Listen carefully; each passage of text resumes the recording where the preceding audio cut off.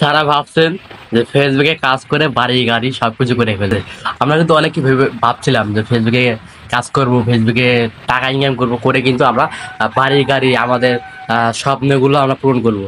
ভাই, তারা এসব তো এই সমস্ত স্বপ্ন দেখছেন, তাদের ভাই স্বপ্ন মানে স্বপ্ন থেকে যাবে। আমার মনে হয় না কোনদিন পূরণ করতে পারবেন।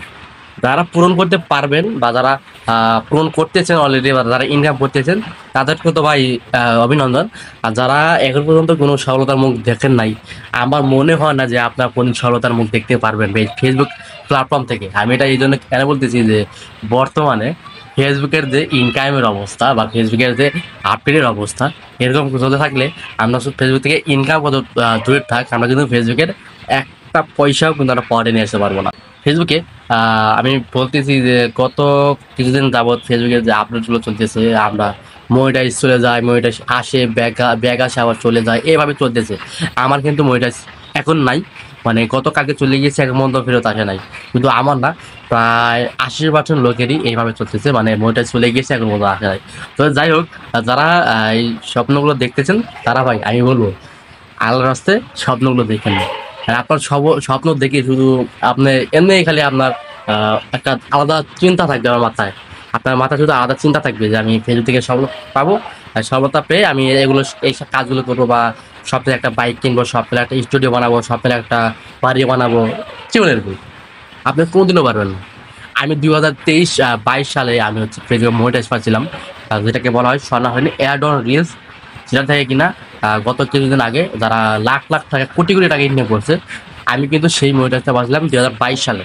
কিন্তু আমি নিয়মিত ভিডিও আপলোড দেওয়ার পরেও, নিয়মিত নিজের কন্টেন্ট আপলোড দেওয়ার পরে কিন্তু আমার মনিটাইজটা চলে গিয়েছিল।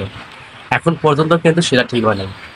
ঠিক আছে, তারপরে আমি হতাশ হইনি, আমি কাজ করতেছি, কাজ করতে করতে করতে করতে হঠাৎ করে একদিন ঢুকে দেখি যে আমার কন্টেন্ট মনিটাইজ চলে আসছে।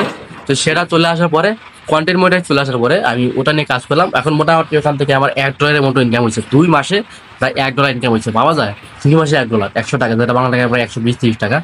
সেটা হয়েছে। হওয়ার পরে হচ্ছে যে আমি কাজ করতে করতে গত 2 দিন আগে দেখি যে আমার থেকে মনিটাইজটা নাই।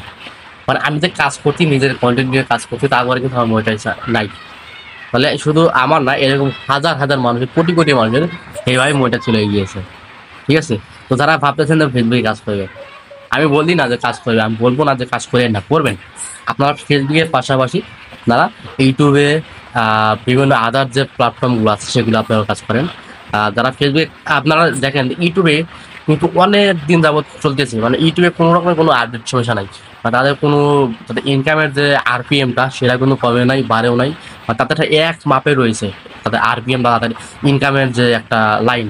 আর ফেসবুকে দেখেন হুটহাট করে বাড়ে, হুটহাট করে কমে যায়, মানে আবল তাবল। মানে তাদের মনিটাইজের ক্রাইটেরিয়া কত আছে না আছে, মানে একটা ইউটিউবে কিন্তু 2টা মনিটাইজ আছে, মানে শর্টসের থেকে, এখন লং এর থেকে।